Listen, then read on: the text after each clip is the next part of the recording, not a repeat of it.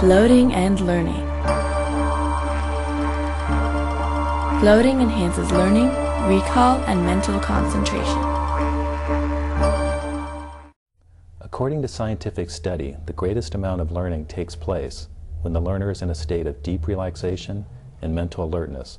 Also important to learning is the ability to enter the theta state, allowing the mind to retain large amounts of new information. In theta, the mind is capable of complex thinking by combining concepts in new ways and coming up with original ideas. This is where the flotation tank really excels, when we've got all the data but need a new approach. The flotation tank can offer us a different and unique way of seeing. It can bring us new and creative ideas. Floating also creates cooperation between the right and left hemispheres of the brain. Tests show that floating increases access to the right hemisphere and results in a synchronization of brainwave activity of the two hemispheres. Floating has been found to greatly enhance learning, recall, IQ scores, visual concentration, visual storage, and various perceptual motor skills. How does floating stimulate learning? The answer is stimulus hunger. The floater is unaware of being stimuli-starved from the effects of sensory deprivation. Far from being bored or in desperate need of stimulation, the floater is in a state of deep and serene relaxation. As we mentioned before, the floater's reticular activating system is deciding that since there is not any sensory stimulation passing through for it to filter and direct to the higher brain, then the floater's attention level must be too low. So the reticular activating system turns up the volume on certain cognitive channels. In other words, it becomes more sensitive and receptive to incoming stimuli. But there is no incoming stimuli, so it turns up the volume more and more. The result is that when you finally emerge from the tank, you eat up the world around you like a ravenous tiger. The brain is hungry for stimulation after a float, so it becomes super receptive to new information.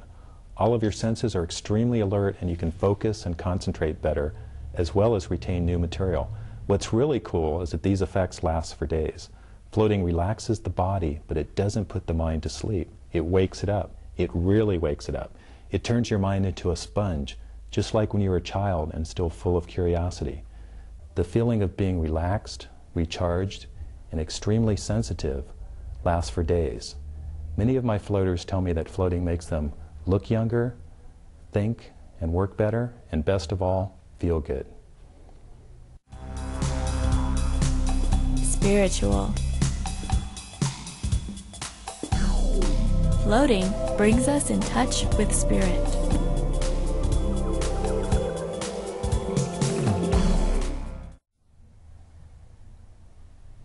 On a spiritual level, when you get out of the tank, it's like seeing the world for the first time. All of your stimuli-starved senses become extremely acute. Colors are intensified, and details and patterns that were never noticed before are visible everywhere. William Blake described this process as cleaning the doors of perception.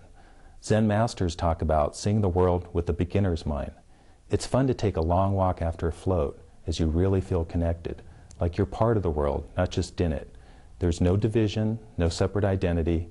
Floating puts you very much in the now, a place where there is no thought, no time, no becoming and comparing. You just are. And what's interesting is that it happens indirectly, without you knowing it. The now kind of sneaks up on thought and effortlessly removes it from consciousness.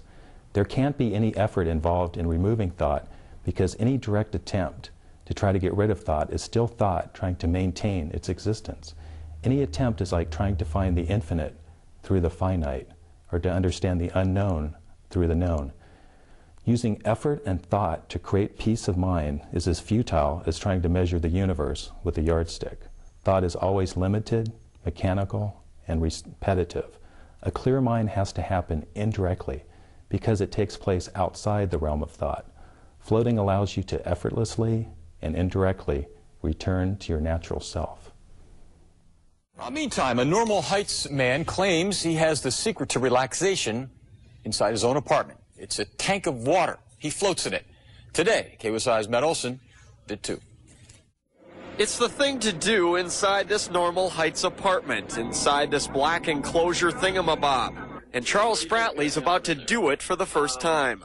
Apparently what's supposed to happen is absolutely nothing. Charles is slipping into a tank of water to experience the absolute nothing of floating. Almost embracing in a way. It feels actually very nice. Charles is visiting the apartment of Christopher Messer, who sells sessions in the tank for $30 each. He's floated himself since 1977. Every kid's got to have a hobby, you know, and this has been my hobby. Floating. 800 pounds of Epsom salts dissolved in just 10 inches of water make the floating effortless.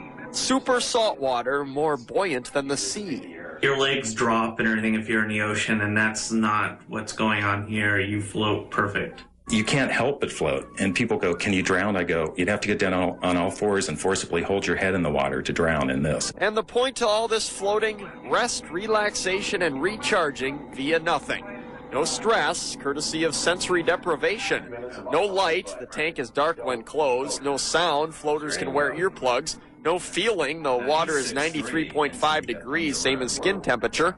And no gravity. 90% of your central nervous system is dedicated to counteracting the effects of gravity.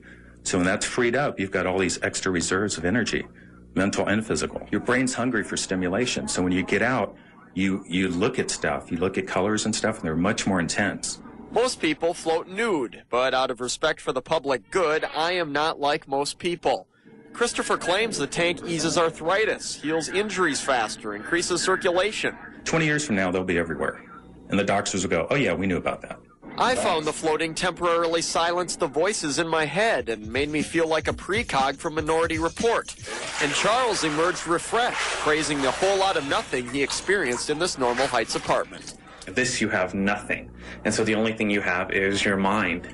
And the mind definitely works wonders sometimes. It's a great way to get away without going anywhere. Floating nowhere in Normal Heights, Matt Olson, KUSI News. Now, Christopher's tank by reservation is known as the Deep Haven. Sessions generally last 90 minutes, and they cost $30. For more information, call this number. It's 619-584-0886. Charlotte, I guess it's kind of like returning to the womb in a way, huh? Yeah. Well, I guess so. And you can write a whole show about nothing. Different ways to relax. Very successful show. Charles, you've been in here, I guess, a half hour or so. First of all, what's it like? You're really not, you're floating. You're not really doing anything, not treading water or anything. What's that experience like? It's really nice because you don't have to fight anything at all. You just go ahead and relax your body. Even if you go ahead and move your body at all, it still pretty much stays constant. And I guess, is there a mental side to this? I mean, just zero stress as we're talking, I guess, is the key to this whole thing, too. Definitely, because I think especially in an urban environment that we have today, we have outside influences pushing against you, even gravity, sound, and this kind of takes it all away. And so you focus really on what you have going on inside your brain. Have you, returned to the womb today?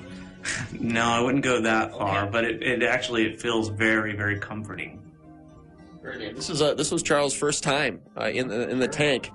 Charles, if you can tell us, you got out of the tank, and that's, I guess, when you start feeling more. You notice more things, more perceptive of things. It was kind of like after all the stimulus had been removed, you had more stimulus. I guess tell us about that. Yeah, it's called stimulus hunger. Yeah, actually I did. It was really interesting because you don't really feel or see anything, and time, in fact, kind of stopped. I was in the tank for maybe 40 minutes, felt in there maybe 10 after I got settled down. And it's wonderful. I got out and I could just feel anything. The sensory deprivation made me hungry for everything. And the first thing I noticed when I got out of the tank was, wow, everybody's eyes here is really blue. And then I noticed like textures and shirts and everything like that. And it was just a wonderful experience. Okay, well, I guess